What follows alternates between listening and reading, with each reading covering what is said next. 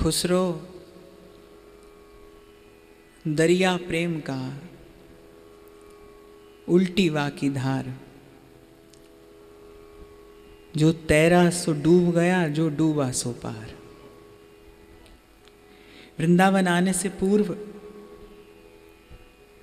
सुना था कि प्रेम की गंगा उल्टी बहती है, पर यहां वृंदावन में प्रेम देव की वो विलक्षण लीला पदे पदे प्रकट है।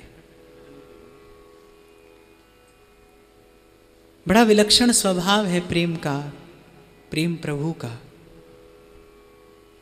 कि जिसे स्पर्श करते हैं अल्पज्ञ सर्वज्ञ हो जाता है, सर्वतंत्र स्वतंत्र यहां परतंत्र हो जाता है, बंध जाता है।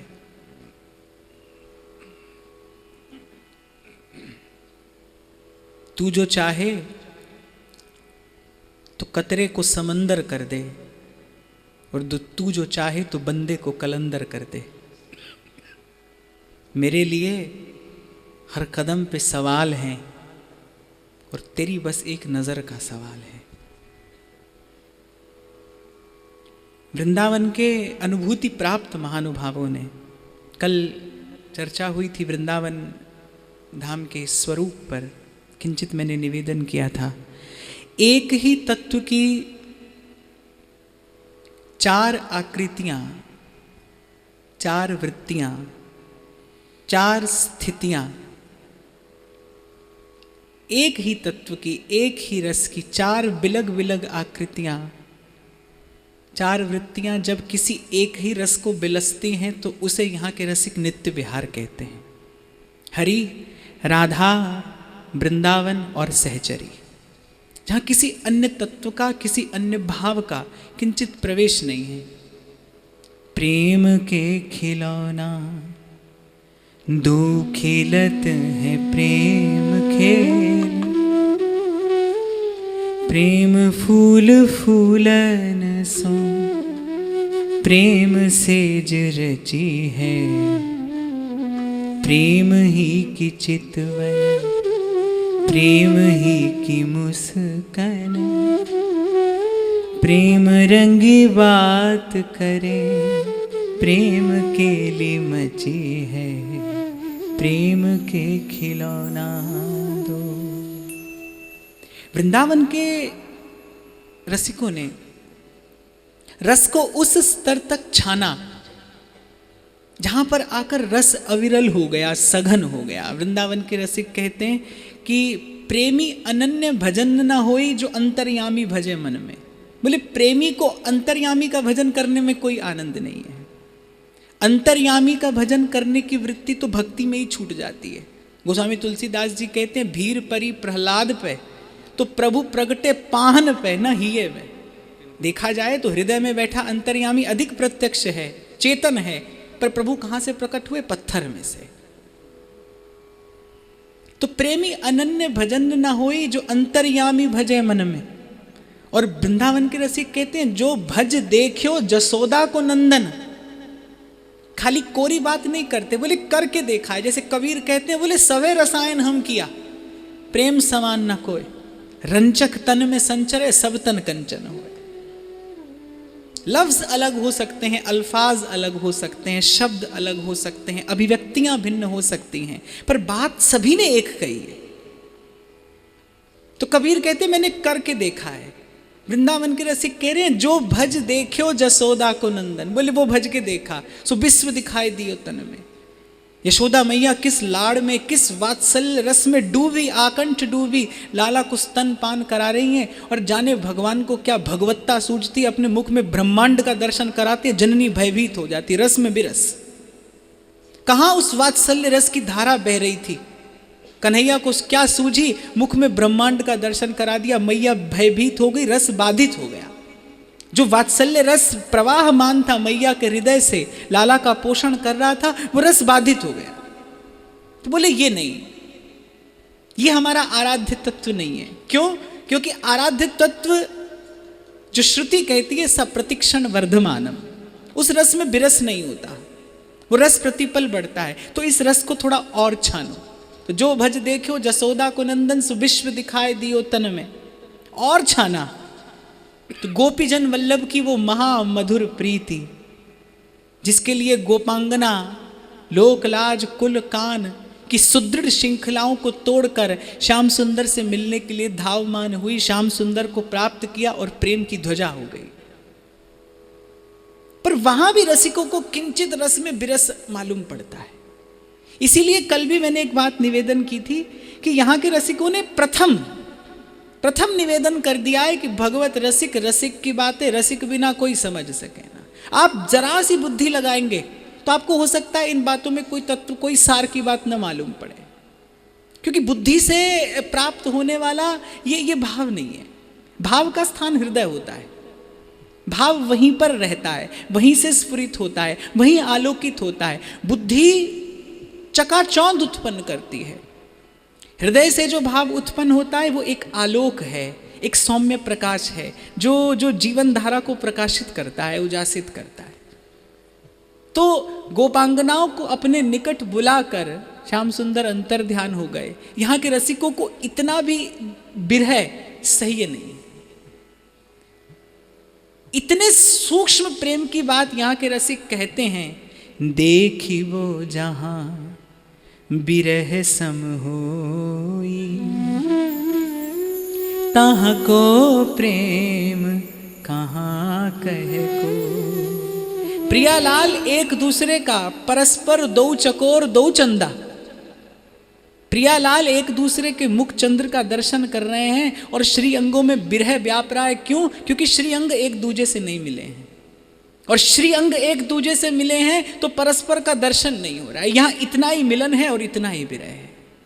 देखी वो जहां विरह सम हुई, अद्भुत प्रेम वैचित्य श्री महाप्रभु जी कहते हैं, अंकस्थिते पिदयिते किमपि प्रलापम, हामोहनेति मधुरं विदधत्यकस्मात्, श्यामानुरागमदविह्वलमोहनाङ्गी, श्यामामणिर्जयति कापि निकुञ्जसी। जब तक अपने इष्ट का स्वरूप सम्यक प्रकार से हृदय में प्रकाशित ना हो तब तक सेवा संभव नहीं है। सेवा का अर्थ जिसकी आप सेवा करते हैं उसे आपकी क्रिया से सुख मिलना चाहिए, सीधा सीधा सा अर्थ है सेवा का। और सखियां इतनी निपुण, इतनी प्रवीण हैं कि प्रिया जी का मुख और प्रिया जी का रुख देखकर सेवा करती हैं। जहां स्वामी को बोलने की आवश्यकता नहीं है, जहां सेवक को स्वामी के संकेत की भी अपेक्षा नहीं है, ऐसी सेवा, ऐसा अद्भुत भाव और ऐसा अद्भुत प्रेम। अंकस्थिते पिदयिते किमपि प्रलापम। कल मैंने वृंदावन के स्वरूप पर किंचित चर्चा की। 4 तत्व, 4 रस की मूर्तियां इस रस को विलसती हैं, हरि, राधा, वृंदावन और सहचरी। लेकिन इन चारों का स्वरूप जो पुराणों में वर्णित स्वरूप है उससे किंचित भिन्न है, उनसे किंचित विलक्षण है। तभी मैंने कल निवेदन किया कि वृंदावन का सेवन करके ही उस स्वरूप को किंचित हृदय में प्रकाशित किया जा सकता है, वृंदावन की कृपा से।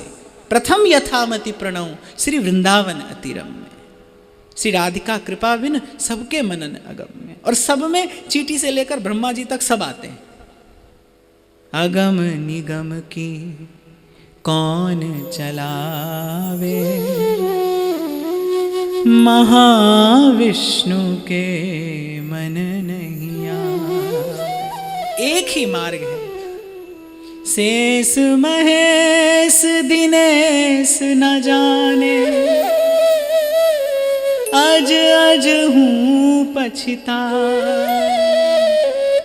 और ब्रह्मा जी तो बेचारे आज तक पछता रहे हैं। एक बार संशय किया था ठाकुर जी की लीला पर, तब सब ग्वाल बालों को लेकर ब्रह्मलोक चले गए थे।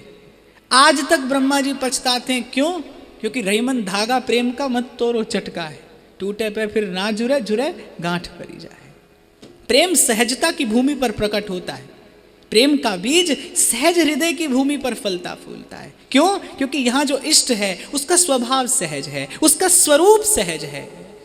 सहज रूप वृषभानुनंदिनी, सहजानंद कदम्बिनी, सहज विपिन घन उदित चंदिनी, बिन भूषण भूषित ब्रिज गोरी। श्री राधा का स्वरूप श्री महाप्रभु कह रहे बिन भूषण भूषित ब्रिज गोरी। तो कैसा अद्भुत प्रेम। अंकस्थिते पिदयिते किमपि प्रलापम हा मोहनेति मधुरम विदधत्त अकस्मात्। ठाकुर जी श्याम सुंदर के अंक में विराजमान हैं और परस्पर का मुख चंद्र का दर्शन करते करते विरह व्याप्ता है कि यदि कहीं प्रियतम मुझसे वियुक्त हो गए तो बस इतना चिंतन मन में आता है, हा मोहन हा श्याम सुंदर, प्रलाप कर उठी हैं। महाप्रभु कहते हैं मेरी आराध्या राधा कौन सी? मेरी आराध्या श्यामा अनुराग मद विव्वल मोहनांगी। श्याम के अनुराग से, अनुराग मद से, एक तो अनुराग है और एक अनुराग इतना प्रगाढ़ हो गया है कि उस अनुराग ने उन्मत्त कर दिया है, उस अनुराग ने मत्त कर दिया है। लाल जी कहते हैं प्रिया जी से, खंजन मीन मृगज मद मेटत, कहा कहूं नैनन की बातें। खंजन मीन मृगज मद मेटत, अमी हलाहल मद भरे, श्वेत श्याम रत्नार। अरे एक साथ तीनों गुण हे प्यारी आपके इन नैनों में हैं। और गान करते करते प्रिया जी के नैनों की माधुरी का पान करते करते ठाकुर जी कह रहे नेक प्रसन्न दृष्टि पूरन कर, नहीं मोतन चितयो प्रमदाते। मुझे लाल जी के हृदय में व्याकुलता किस बात की है कि हे स्वामिनी न आदि न अंत विलास करें दो और लाल प्रिया में भई न चिन्हारी।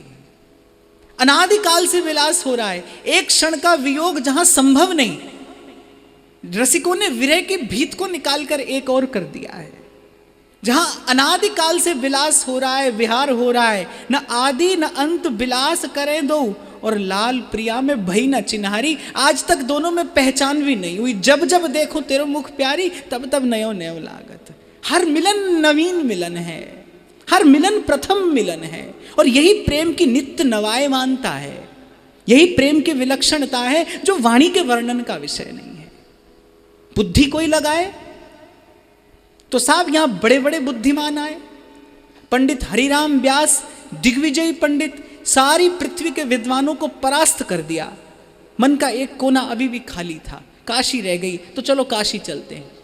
काशी के ब्राह्मण पहुंचे बाबा विश्वनाथ की शरण में, बोले प्रभु ये आ गए हैं, यदि इनसे लड़े तो हार जाएंगे, हम हार गए तो काशी हार जाएगी, काशी हार गई तो आप हार जाएंगे, तो हमारी लज्जा आपके हाथ में।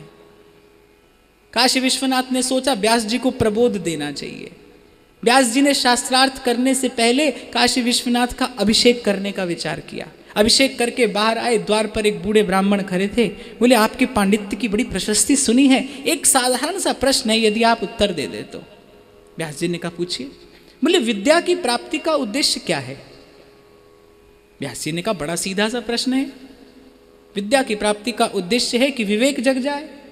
विवेक क्या होता है? अरे आप काशी के पंडित हैं, आप विवेक नहीं जानते? बोले महाराज हम काशी के पंडित हैं, आप दिग्विजयी पंडित हैं, आपकी जानकारी हमसे अधिक है, आप बताइए। तो बोले विवेक का अर्थ है कि सत्य और असत्य का बोध हो जाए, जानकारी नहीं, बोध। संसार असार है, इस बात की जानकारी आपको भी है, मुझे भी है। एक जन्म क्या अनंत जन्म यहां पर लगाकर भी आप यहां से कुछ नहीं पा सकते, ये आप भी जानते हैं, मैं भी जानता हूं। आपकी दिशा अलग है, मेरी दिशा अलग है। एक साधु की दिशा अलग है। क्यों? क्योंकि उसे केवल जानकारी नहीं है, उसे बोध हो गया है। क्या होता है, आपके सन्मुख एक गिलास दूध रखा है, आपने ये देखा है कि उसमें मक्खी पड़ गई, निकाल फेंकने के बाद परिस्थिति वशात यदि आपको वो दूध पीना पड़ जाए तो साहब पेट तो भर जाएगा, लेकिन आस्वादन नहीं होगा। संत जब संसार में आता है और उसे संसार में, संसार रूपी इस दूध के गिलास में मक्खी पड़ी दिख जाती है, तो उसे भी अपना प्रारब्ध भोगना है, वो भी अपना सुख दुख लेकर आया है, वो भी अपना संचित क्रियमाण लेकर आया है, तो वो भोगता है, जीवन व्यतीत होता है, कालाक्षेप होता है, लेकिन वो संसार में आस्वादन नहीं करता, संसार नहीं बांधता, संसार की वस्तु का आस्वादन बांधता है। संसार के लिए जो हम प्रयास करते हैं, संसार को पाने के लिए जो प्रयत्न है, वो बंधन का कारण बनता है। तो व्यास जी ने कहा सत्य और असत्य का बोध हो जाए। और सत्य और असत्य क्या होता है? अब व्यास जी थोड़ा चौंके कि भाई ये ब्राह्मण कोई साधारण ब्राह्मण नहीं है, ऐसा प्रश्न पूछता है जिसका बुद्धि से कोई लेना देना नहीं, नन्हा सा बालक भी बता दे। सत और असत क्या है? बोले मैं क्या कहूं, ये निर्णय तो काशी विश्वनाथ कर चुके। उमा कहूं मैं अनुभव अपना, सत हरि भजन जगत सब सपना। तो व्यास जी ने कहा कि यही सत्य और असत्य की परिभाषा है। ब्राह्मण ने अपना फटा गमछा कंधे पे डाला और चलते चलते व्यास जी का कंधा थपथपा के बोले व्यास जी सच की बात ही बात करते हो, सच को पाया नहीं, उस सत्य की प्राप्ति नहीं की। विद्या प्राप्ति का उद्देश्य क्या केवल निरीह ब्राह्मणों को हराकर उनसे श्रेष्ठ होने का अभिमान अर्जित करना है? व्यास जी को बोध हो गया। कबीर कहते हैं सदगुरु मेरा सूरमा करे सबद की चोट, मारे गोला प्रेम का मिटे भरम का कोट। जाने कौन सा शब्द आपके जीवन की दिशा को परिवर्तित कर देगा। और एक बात गांठ बांध लीजिए, ब्रह्मा भी चुनौती नहीं दे सकते इस बात को। मन चित्त संसार से विमुख होकर ठाकुर जी के सन्मुख यदि कभी होगा तो केवल और केवल सत्संग की कृपा से ही होगा, सत्संग में ही होगा। इसके अतिरिक्त कोई और ठौर नहीं है, कोई और विकल्प नहीं। एक व्यक्ति मुझसे बोले महाराज आप इतनी कथा करते हो, क्या हो रहा है, इससे क्या लाभ है? तो मैंने कहा भैया हमको सुनाने का शौक है, इनको सुनने का शौक है। कोई जन्नत का तालिब है, कोई गम से परेशान है, कोई जन्नत का तालिब है, कोई गम से परेशान है। गरज सजदा कराती है साहब, इबादत कौन करता है? हम तो दोनों मजबूर हैं, विवश हैं, क्या करें? पर साहब ये दो घड़ी की चर्चा को निष्फल ना समझिएगा। कभी जीवन बदला तो यहीं से बदलेगा। प्रथम पटाक्षेप जीवन के परिवर्तन का यहीं से होगा, नहीं तो प्रभु को अपने श्रीमुख से कहने की आवश्यकता नहीं थी। प्रथम भक्ति संतन कर संगा, दूजी रति मम कथा प्रसंगा। और कोई तो उपलब्धि इस साधु संग में भगवान ने रख छोड़ी है कि कबीर कहते हैं राम बुलावा भेजा दिया कबीरा रोए, जो सुख है सतसंग में सो बैकुंठ ना होए। तुलसी कहते हैं तात स्वर्ग अपवर्ग सुख, धरिए तुला एक संग, तूल न ताहि सकल मिल, जो सुख लव सतसंग। श्री ध्रुवदास जी कहते हैं कि प्रेम गरीबी सहज पर वार डार ध्रुव सर्व। कोई तो उपलब्धि है, हाँ कहने सुनने वाला नहीं जानता। नायमात्मा प्रवचनेन लभ्यो न मेधा न बहुना श्रुतेन। कहने सुनने वाला हो सकता है न जानता हो। भीखा बात अघन की कहन सुनन की नाई, जो जाने सो कहे नहीं, जो कहे सो जाने ना। तो यहां के रसिकों ने वृंदावन का आश्रय लेकर इस रस की अनुभूति की है, और किस प्रकार प्रेम की गंगा उल्टी बही है उनके जीवन में। व्यास जी कहते हैं एक बड़ी सुंदर बात, व्यास बड़ाई लोक की मेरे मन धिक्कार, रसिकन की गारी भली सो मेरो सिंगार। व्यास बड़ाई लोक की और मेरे मन धिक्कार, रसिकन की गारी भली सो मेरो सिंगार। कुछ तो ऐसी विलक्षण उपलब्धि है, लोकोत्तर उपलब्धि है इस वृंदावन के सेवन में निहित है, छिपी है। कब प्रकट होती है? जब वृंदावन चाहते हैं। जिनको वृंदा विपिन है कृपा तिन्हीं की होए, वृंदावन में तभी तो रहन पाई है कोई। आज आपने और मैंने ईंट और पत्थर की गगनचुंबी अट्टालिकाएं यहां पर सजा दी, पर वृंदावन का तत्व, वृंदावन का रस, ये कुंजी तो आज भी वृंदावन के रसिकों के ही हाथ में है। यहाँ का एक एक रजकण, यहाँ की एक एक तरुलता प्रेम का दान करने में समर्थ है। लता लता सब कल्प तरु, पारिजात सब फूल, सहज विराजत एक रस, झलकत यमुना को। जय जय वृंदावन वृंदावन वृंदावन। इसीलिए यहाँ के रसिकों ने कहा, सिर काटूं पावक जरूं, बूढ़ मरूं विष खाऊं, फिर वृंदावन छाण के अनत न कित हूं जाऊं। खंड खंड हो जाए तन, अंग अंग सत टूक। और लिखने की बात नहीं है, हुआ रसिकों के जीवन में। प्रेमदास जी सरीखे महा रस में, अर्थात जिनकी स्थिति वाणी से वर्णन नहीं की जा सकती। एक होता है तद्गत भाव, माने आप भजन कर रहे हैं, और एक है कि भजन करते करते आप ही भजन हो गए, आपके निकट जो आता है वो भजन करने लगता है। प्रेम ऐसे ही प्रसारित होता है। जब दिया जलता है तो प्रकाश चहु चहु दिख स्वतः प्रसारित होता है। यवनों का आक्रमण हुआ, वृंदावन में यमुना जी के तट पर लेटे थे, यमुना जी की रज में लोटपोट हुए वो रसिक आकर उन यवनों ने पूछा, जर जर जर कहाँ है धन? हंसते मुस्कुराते रेत की मुट्ठी भरी और कहा, रज रज रज, हमारा धन यही है, हमारी संपत्ति यही है। एक एक अंग के सत सत टूक किए गए उन रसिकों के। यमुना तट रक्त रंजित हो गया, लेकिन रसिकों ने वृंदावन नहीं छोड़ा। राधा चरण प्रधान ये उपासना, हितरिवंश महाप्रभु द्वारा प्रकट प्रकीर्तित प्रतिष्ठित ये अद्भुत विलक्षण रस, जिसके लिए नाभाजी को कहना पड़ा। नाभाजी ने सब भक्तों का समान रूप से यश गाया है श्री भक्तमाल में। बिना भक्तमाल भक्ति रूप अति दूर है। और नाभाजी ने जब श्री महाप्रभु जी की बात कही तो बोले, हरिवंश गोसाई भजन की रीत सकृत कोई जानी है, व्यास सुवन पथ अनुसरे सोई भले पहचानी। बोले भैया हम इतना ही परिचय दे सकते हैं कि उनके बताए मार्ग पर चलने वाला ही इस रस रीति का ठौर ठिकाना पाता है, दूसरा नहीं।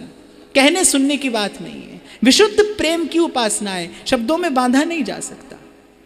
प्रिया जी के रूप का वर्णन करते महाप्रभु कहते, ब्रज नव तरुणी कदम्ब मुकुटमणि श्यामा आज बनी। वाणी मौन हो जाती है। इसके बाद और क्या कहें? क्यों कहा, क्यों नहीं जा सकता? रूप ऐसा है, डीठ हूं को भार जान, देखत न दीठ भर, ऐसी सुकुमारी प्यारे प्राण हूं ते प्यारी है। दीठ हूं को भार जान, देखत न दीठ भर। लाल जी दृष्टि भरकर देखते नहीं प्रिया जी को कि कहीं दृष्टि का बोझ ना पड़ जाए सुकुमारी पे। ऐसी सुकुमारी प्यारे प्राण हूं ते प्यारी है। श्रृंगार क्यों है ऐसा अद्भुत श्रृंगार, ऐसा विलक्षण श्रृंगार क्यों?